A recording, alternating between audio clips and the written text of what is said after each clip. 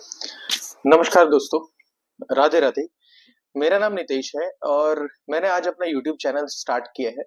इस YouTube channel start करने के पीछे मतलब मेरा मानना है कि लोगों को finance, basics of finance and stock market और पैसे कैसे ग्रो करेंगे, ये सब बताना मैं चाहता हूँ। अभी मैं देख रहा था कि बहुत सारे ऐसे लोग हैं जो शॉर्टकट यूज करते हैं ऊपर जाने के लिए, पर मेरा मानना है कि पहले चीजों को समझ लें, होता क्या है।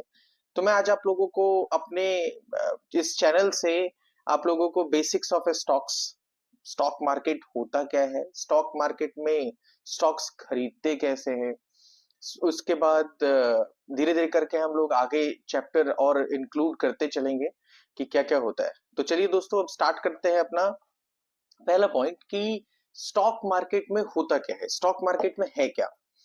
अ, अब अब मैं बात करूं आपसे कि जैसे हमारे पास दो मॉल हैं, उन दो मॉल के अंदर अलग अलग प्रोडक्ट्स अवेलेबल है, अलग अलग चीजें अवेलेबल है, पर वो दोनों ही मॉल में मिलते हैं और हमारे पास दो ही मॉल फिक्स है। जैसे हमारे पास एनएससी है, हमारे पास बीएससी है। ये हमारे इंडियन स्टॉक मार्केट के दो मॉल्स है। अब एनएससी और बीएससी सेम कैटेगरी की फंक्शनैलिटी है। NSC stands for national stock exchange and BSc stands for Bombay stock exchange. अब कंपनियां पब्लिक फंडिंग मांगती है। मांगती इसीलिए है क्योंकि उनको अगर कोई आदमी बैंक से फंड ले तो उसको रेट ऑफ इंटरेस्ट पे करना होता है।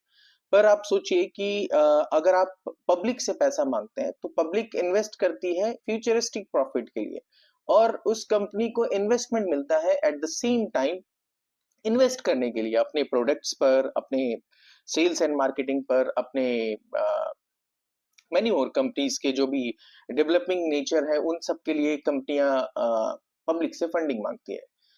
और स्टॉक मार्केट में रजिस्टर्ड होने के लिए पहला फंडिंग, जब जब कंपनियां कोई नया लिस्ट होती है उसको स्टॉक मार्केट में आईपीओ बोलते हैं। That is initial public offering. आप देखते होंगे, आप न्यूज़पेपर में पढ़ते होंगे कि आईपीओ आ गई, आईपीओ आ गई। वो आईपीओ यही होता है कि वो फर्स्ट टाइम पब्लिक में आ रही है, इनिशियल पब्लिक में ऑफर कर रही है कि मैं अपना ये बिजनेस स्टार्ट करने वाला हूँ या मेरा ये कंपनी है और मेरी सारी डिटेल्स ये हैं और आप मेरे कंपनी में पैसे लगाओ। उसी को हम स्टॉक कहते हैं, हम उस कंपनी में हिस्सेदारी कहते हैं। ठीक है। अब ये मुद्दा आता है कि ये सारे पैसे आपने पैसे लगाए वो सेफ है नहीं सेफ है। तो ये सारे हमारी एक रेगुलेटरी है जिसको हम सेबी बोलते हैं, security and exchange board of India, SEBI के अंदर आते हैं। वो सेबी जो है वो सारे जितने भी चेक्स हैं वो सारी चेक करने के बाद ही कंपनी को लिस्ट करती है। ठीक है।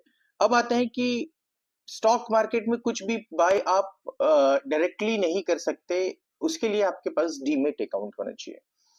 तो डीमेट होता कैसे, बहुत सारी ऑनलाइन प्लेटफॉर्म्स हैं जहां आप डीमेट्स बना सकते हो। जैसे आप एक्सिस के बना सकते हो, एचडीएफसी के बना सकते हो, या आज की डेट में सबसे बेस्ट और रिलायबल एप्लीकेशन है जीरोधा, आप वहां से भी बना सकते हो। आपको जब आप डीमेट बना लोगे तो डीमेट बनाने के बाद आपके पास सारे दोनों मॉल्स की, जो मैंने बताया मॉल्स, एनएससी और बीएससी के एक्सेस मिल जाएंगे। उस एनएससी और बीएससी का एक्सेस मिलने के बाद आपके लिए सारे जितने भी प्रोडक्ट्स हैं, जितने भी स्टॉक्स हैं, जितने भी म्यूचुअल फंड्स हैं, वो सारे आपके लिए ओपन हो जाएंगे। आप उसको खरीद सकते हो, होल्ड कर सकते हो और बाद में बेच सकते हो, मतलब लेन देन आप कर सकते हो। ठीक है। अभी हम आपको कुछ जानकारियां देना चाहेंगे कि जैसे मेरा ऐसा मानना है कि कोई शॉर्टकट नहीं है कि आप एक दिन में पैसा बना लोगे या एक घंटे में पैसे बना लोगे या 2 दिन में पैसे बना लोगे। पैसे बनाने के लिए कोई भी प्रोडक्टिव या कोई भी अच्छे काम के लिए आपको समय देना होता है, that is tenure. Long term investment is the best solution for everything. मेरा मानना है कि अगर आपने सोचा तो हर हर टाइम के बाद आपको प्लान करना चाहिए कि आपके पैसे इतने साल के बाद ये ग्रो होंगे, या आप उस जगह पैसे लगाओ, डिमांड्स के हिसाब से पैसे लगाओ। तो मैं आपको बताना चाहूंगा कि जैसे आप, फॉर एग्जाम्पल मैं एक एग्जाम्पल देता हूं आपको कि आपको कैसे स्टॉक्स में या कैसे एनालाइज करना चाहिए आपको, कि किस तरह से एनालिसिस होती है। पहला एनालिसिस कि आप किसी भी बड़े पोर्टफोलियो के ऊपर मत जाओ। कि राकेश झुनझुनवाला साहब ने क्या लिया, राधा किशन दमानी साहब ने क्या लिया, या किसी को कॉपी मत करो। आप सिंपल सोचो कि आपके हिसाब से दुनिया किस हिसाब से ग्रो कर रही है, आप उस हिसाब से उस स्टॉक्स की वैल्यू देखो।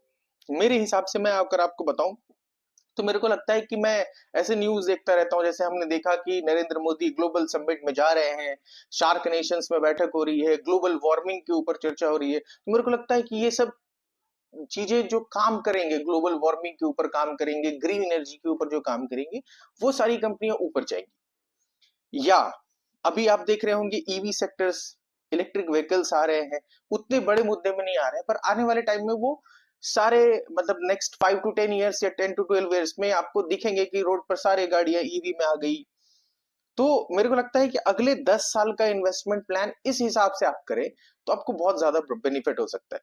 तो आपको ये सोचना चाहिए कि अ, अभी फ्यूचरिस्टिक थॉट के हिसाब से सोचिए, आज का 100 रुपए अगले 10 साल के बाद का आपका लाख रुपए होना चाहिए। तो हम लोग ऐसी ही बातें करते रहेंगे और आगे आपको मैं बताऊंगा। आज का मेरा ये पहला वीडियो था, तो मैंने आपको बेसिक्स बताया कि कैसे आप स्टार्ट कर सकते हो, होता क्या है, पहले तो ये जान लेते हैं होता क्या है। उसके बाद मैं आपको धीरे धीरे करके स्टेप बाय स्टेप क्या करना चाहिए, कैसी थॉट जनरेट करनी चाहिए, उसके हिसाब से मैं आपको बताऊंगा। ठीक है दोस्तों, तब तक के लिए नमस्कार, आपका दिन शुभ हो। और चैनल को लाइक और सब्सक्राइब करना ना भूलें, क्योंकि आपको इस तरह की चीजें मिलती रहेगी। जय श्री राधे।